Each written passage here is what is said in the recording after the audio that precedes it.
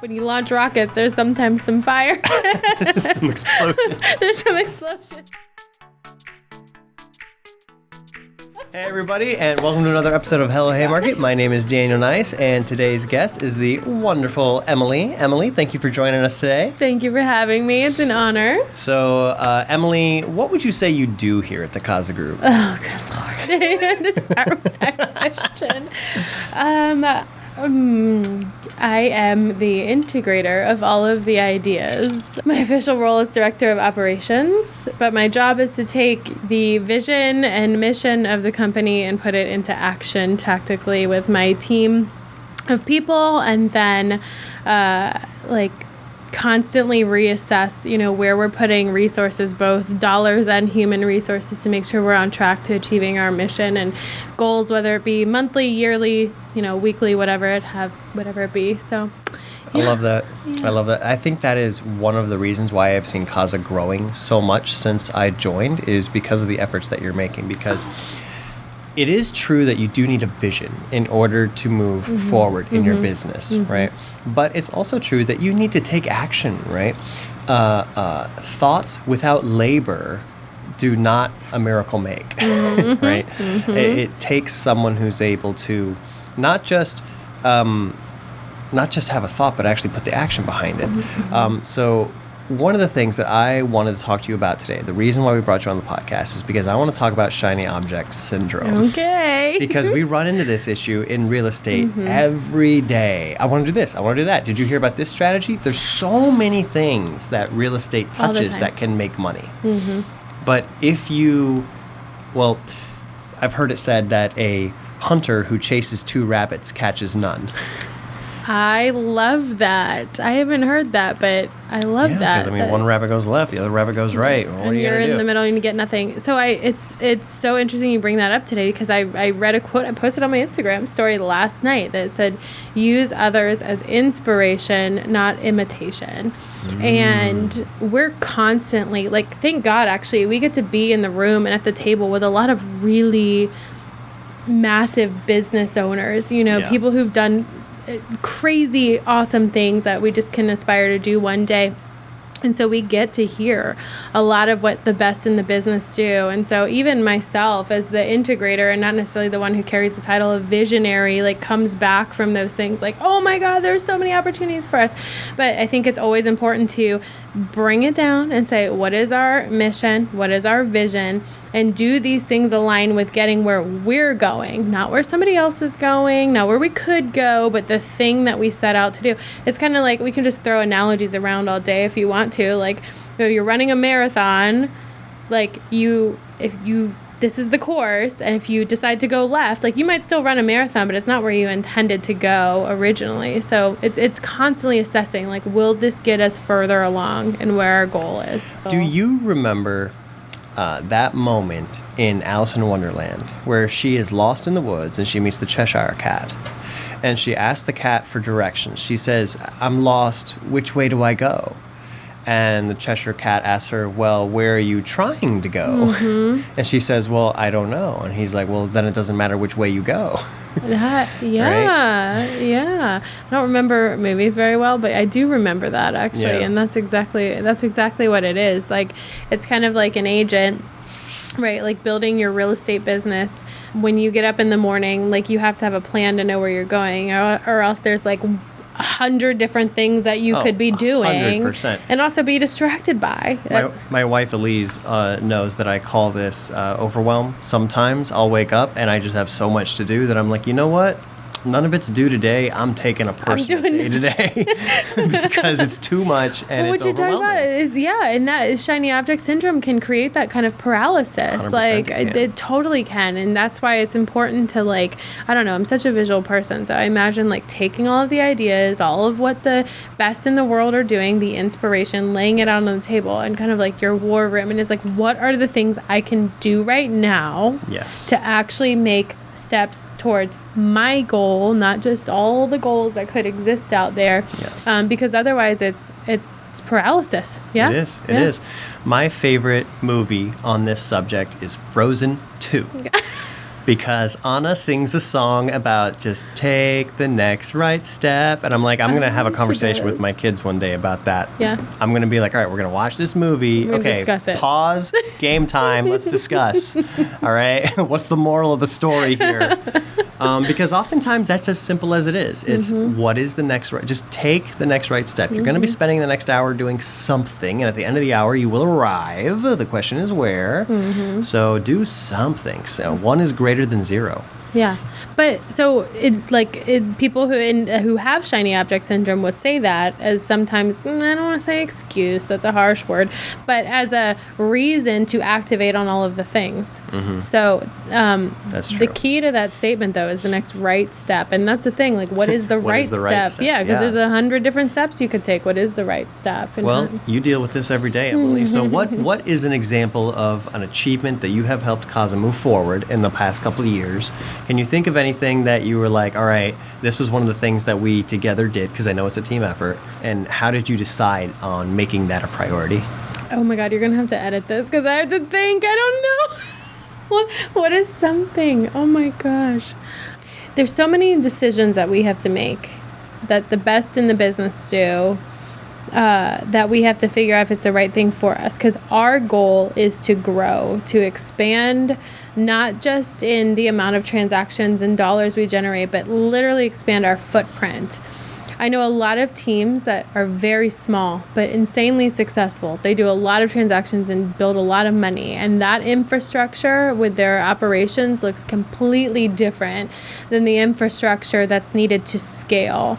So, you have to, I guess, interpret what scale means to you. Scale to me is expansion, being able to, I said this the other day, like R&D from ourselves. Can I rip this off and duplicate it time and time and time again in different states, different teams, different organizations, infinitely? Yeah. If it's not, and there's so many systems and operations that are great to support if you want to stay a certain size, and they will not work at scale. They become clunky, heavy, and actually, to the contrary, don't grow with the economies of scale. So it's constantly looking at the things that are easily replicatable, duplicatable, and drive us to the goal. So what's an example of something that you changed and that you noticed a difference? I changed and I noticed the difference. It's easier to look backward than forward. I know. What have we changed? I feel like a lot of things have changed since I've been around. Okay, can you give me an example and I'll talk about it? Okay, the pulse reports, the team, Sisu, what else? Okay, got it. Okay, so something that we changed that I think about this a lot. We have, but we don't actively use anymore, this amazing set of Google Sheets and APIs and integrations that basically from all different which ways would aggregate our leads, our business, our appointments, like every single business metric you could want to know, and it would pull it into this nice dashboard. I think about this all the time because there are a lot of people that would take that. This was built by hand and took a lot of manual work to keep it up because formulas would break, integrations would get disconnected somehow, and we would have to keep maintaining it. And as our team grew and there was infinitely more data, it also would get very slow. So it took a lot of manpower to maintain that for what it is. And as we grow, it's going to be even more.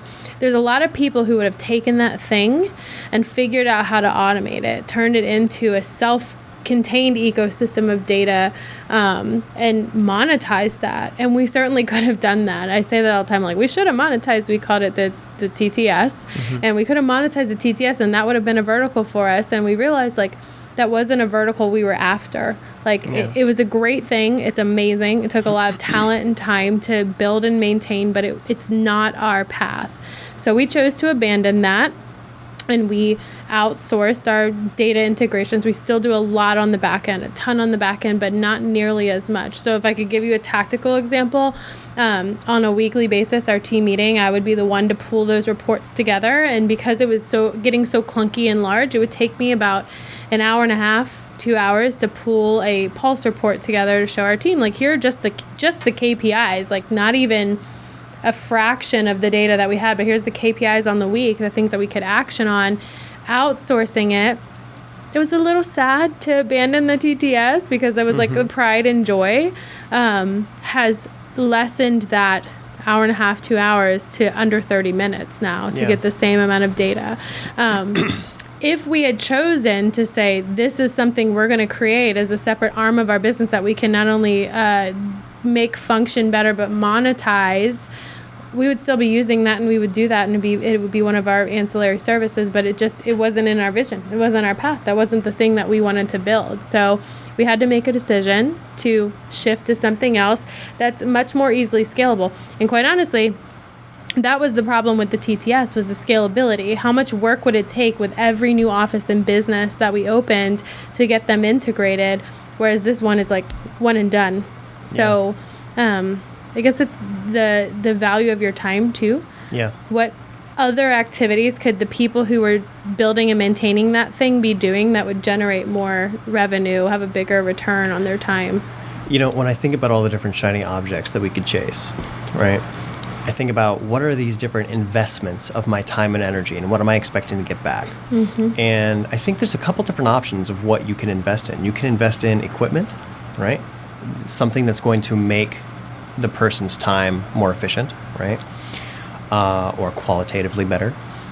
Or you can invest in people, right? And I think ultimately the largest investments that we ever make are investments in people because they're so much less predictable, right? Investments in equipment, investments in systems, all these different efficiencies that allow the person who's sitting in that seat to be qualitatively or quantitatively better in some way.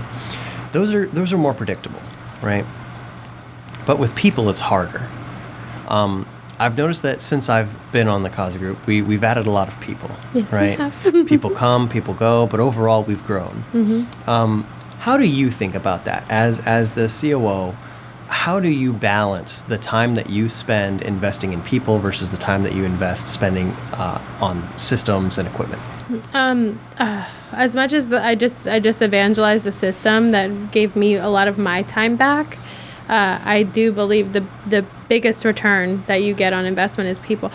It's the collective brain power. Like, I can sit and solve all the problems in the world. I know I can, but am I really?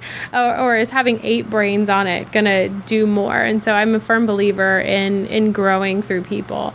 There's always an answer, but one of my team said something the other day, even that was so interesting to me. She's like, we always look at what the best in the world do, and we look at that as, sometimes for imitation and trying to err towards inspiration. But at what point do we identify that maybe we're becoming that, and we need to be the cutting edge and leading on this, so others look at us and say, that's the best in the world. We need to do like them. And I think the only way you can do that is through the collective brain and the collective energy of people.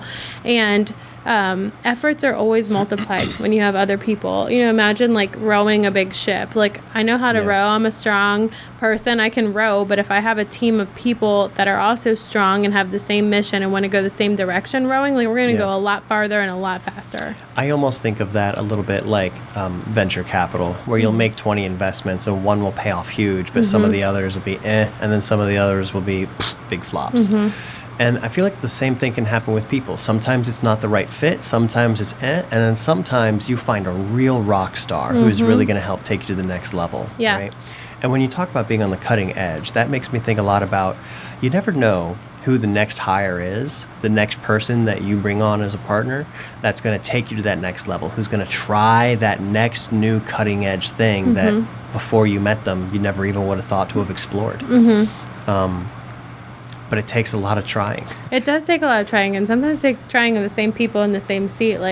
I know 2 people that we have on our team specifically now. I won't name names, but for a while they were in the wrong seat, and they're amazing people, incredibly talented, aligned culturally, mission, vision, all of the things, but we weren't seeing the return on it. And we just sat down and thought, what is the mission? What is the one thing that we can do that's going to put a little bit of gasoline on this fire of growth, and how do we get there?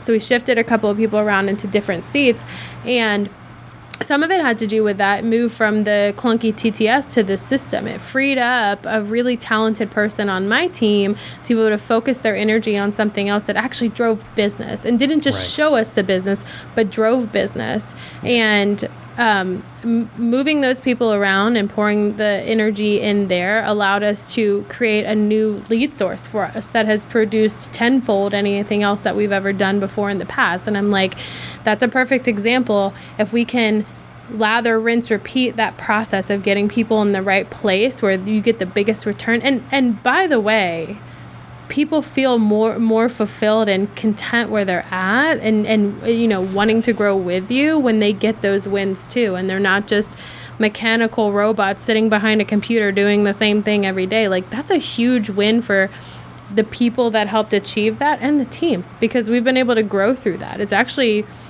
quickly becoming like our secret weapon, right? And achieving the big vision of the company. Yeah. I love that. It kind of makes me think about there are so many opportunities on this team, privileged moments where we take the time to evaluate and to pivot. And oftentimes I think it's the companies that pivot the fastest that are able to succeed, because the market shifts. Right? There's always principles that are tried and true, but I think one of those principles is change. Right? Whatever was working 6 months ago may still be working, or it may have moved, right? Who moved my cheese, right? The cheese may have moved. And being able to regularly course correct, regularly chase the correct path to get you to that North Star, I think is important. You said chase the correct path, and that's like the thing that I will say. Our CEO will kill me, because I'm actually, as much as I love change and I'm like, let's be on the cutting edge, let's put people in the right seat, let's try this thing, let's be risk takers, I'm also the naysayer. But the naysayer and the fact, going back to your shiny object syndrome, is like, we're not just going to chase the next thing because somebody else said it was cool and it built their business. It's like, pause. So I guess I'm not the naysayer. I'm like the pause button pusher. I'm like, let's pause. What would it take to implement it? Do we really want to invest in those people and that capital in that thing? What do we expect to get from it? How will we measure if it's successful? And what if it isn't in 6 months? Like, should we have spent the time doing that thing, or can we do something different right now? So, yes, the people who pivot the fastest win, but fast with purpose. I think I could make a comparison to a lot of our people out there who invest in real estate, right? Yes, accumulating doors quickly is, ceteris paribus, a good move. But you make or lose money on that buy. So if you buy indiscriminately, you're gonna mess up. You can't just buy everything at any price and expect it to work out for you. You need to pay attention. You need to be thoughtful. And yes, being thoughtful quickly is an advantage if you can actually get it done in time, but it's better to be right than to be late. So back to the venture capitalist thing, you said, you'll make 20 investments, 19 could flop, and one will win. Any pivot to me is that you're taking a risk. Anytime you change something or decide to invest in something new, we talk on the Billion and Better podcast about entrepreneurial mindset and what does that mean. And actually, we talked on our last episode together about what does that mean. And everything's an opportunity. And I apply that same kind of thing. Everything is an opportunity to learn, pivot, and decide you're going to do something different. And you have to have the due diligence to, like, not just activate right away, but to really see, like, what's it going to take? What is the outcome I expect? Does it align with my mission and my vision of where I'm taking this thing? So I know one of the problems that sometimes can happen when you have the visionary and the integrator working together is that they may step on each other's toes a little bit, right? Where one gets a little bit too much into the other one's job description, so to speak. Now, there always needs to be communication. But how do you handle that? What kind of advice do you have on that? Well, you know what they say. That's the visionary and the integrator is rocket fuel, right? And when you launch rockets, there's sometimes some fire. Some explosions. There's some explosions. And fire. You need to put people in outer space. There's got to be a lot of trust. It's trust and communication. Like, when you match up a visionary and an integrator, it's like so important that you have similar, maybe not exactly the same, but similar values, and your vision is completely the same, because it's just like, it's like a marriage. I don't like, we have different opinions, we have different views and experiences, and that's what actually makes it rocket fuel, is because you can bring all of those things together. It's the collective instead of the one. And even in those disagreements, or when you need to just like have a hash out, we know we're on the same page. We know we have the same goal. We know we want to end up in the same place, and we're driving the same thing. And then that, coupled with respect and communication, is really what it's all about. I think without any of those things, like the alignment, respect, and communication, it could be a disaster. Yeah. So just like anything, any person you plan to, have a long-term relationship with, whether it's romantic, business, or whatever, it's a selection process. Would it be fair to say that the integrator needs to buy into the vision, but the visionary needs to trust the integrator to see it through? Yeah, 100%. I like it. Yeah, that's a good one. Yeah. That's it. Yeah, that's definitely, that's a really good way to describe the dynamic, or I guess the dynamic that has to happen. Something I can't even remember where I read it or heard it before, but it was like, when you have business partners, it's building a big business is messy, and it's a long journey, and you're going to get in trouble. You're going to fail a lot, and there's going to be mess. So it's like, are these people the people you want to get in trouble with for the next 10, 20 years of your life? And if you can say yes, then that's a relationship and a business worth investing your time and energy in. Yeah, I love it. Emily, thank you so much for coming on our podcast today. I would love to follow up with more of this. If anyone out there wants to get in touch with you, what's the best way they can reach out? The best way you can reach out is actually to hit me or us up on our podcast, Billion and Better, at Billion and Better. I'll be there all the time with content and messages and everything, so you can find me there. Awesome. Thank you, Emily. Thank you. All right. Bye, guys.